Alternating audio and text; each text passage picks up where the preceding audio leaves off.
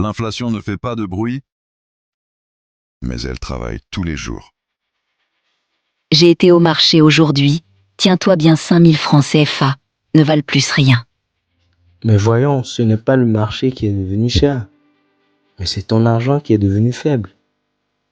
Vois-tu, l'inflation, c'est la perte du pouvoir d'achat.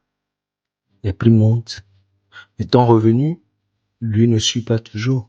Ce que tu pouvais acheter hier avec 5000 francs CFA, aujourd'hui, tu ne peux plus. Ce n'est pas un accident, mais c'est un mécanisme. Avant, 5000 francs CFA remplissaient le panier. Aujourd'hui, ils le remplissent à moitié. Exactement.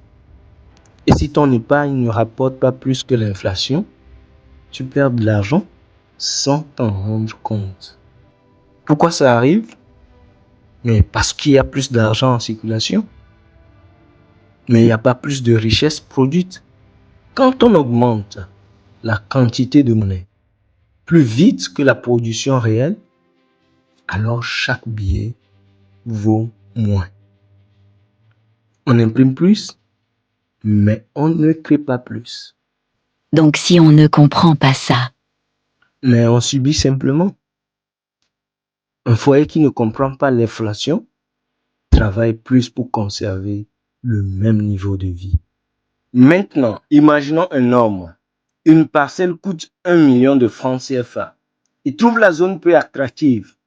Il va et place son argent à la banque à 3,5% par an pendant 5 ans. 5 années plus tard, il récupère 1 187 000 francs intérêts inclus. Il retourne voir le propriétaire. Bonne nouvelle, la parcelle est toujours disponible. Mais mauvaise nouvelle, elle vaut maintenant 3 millions de francs. Que s'est-il passé?